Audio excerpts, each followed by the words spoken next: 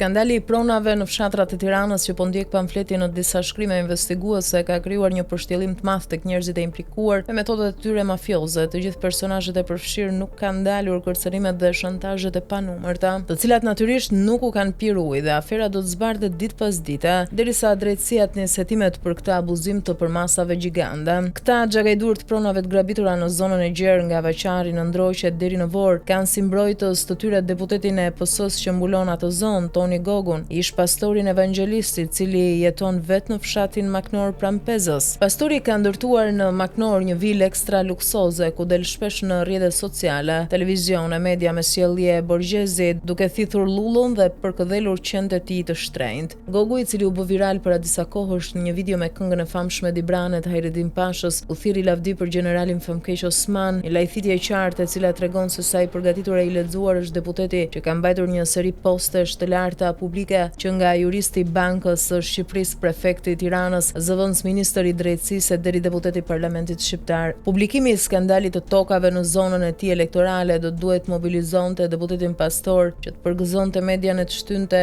që ky skandal të shkojë në dyert e drejtësisë, ose së paku të mbante një deklaratë publike qoftë me fjalë qoftë me shkrim në rrjetet e tij, ku nuk mungon të sulmojë kundërshtarët politik. Një person që e quan veten një besimtar dhe dashnor i drejtësisë do të duhet bëjë përkrahas i zjarrt i zbardhjes së skandalit, duke u bashkuar me mediat që ta sensibilizojnë sa më shumë këtë çështje. Heshtja e tij për keqbërësit e pronave është një skandal më vete. Ç'lidhje ka Gogu me hajdutët e pronave? Pse Gogu nuk flet për këtë skandal të rënd në zonën e tij elektorale? Ai është shfaqur si shpëtimtar në ceremonitë e dorëzimeve të shtëpive të reja që u ndërtuan pas tërmetit, por kur mori vesh se ka pasur probleme të mëdha me çështjen e pronësisë së këtyre pronave, përse nuk ngriti zërin? Si mund të jetë deputeti i Shqipërisë dikush që jeton si sheik në periferi të Tiranës, e nga ana tjetër xhakajdurët e pronave e quajnë protektorin e tyre? Një valë denoncimesh të ardhura në pamfleti ka zbuluar një batërdi korrupsioni që ka pllakosur administratat e Pezës, Ndroqit dhe Vaqarit, një rrjet hajdutësh me pushtet të cilët kanë kthyer rindërtimin pas tërmetit të 2019-s dhe tjetërsimin e pronave në një mekanizëm zhvatje masive. Emrat përfliten prej kohësh dhe denoncimet shumëta janë dërguar në redaksin ton, janë hulumtuar skemat e krimit ekonomik, dokumentet e falsifikuara dhe lidhjet mafioze që qëndrojnë pas kësaj strukture hajdutësh.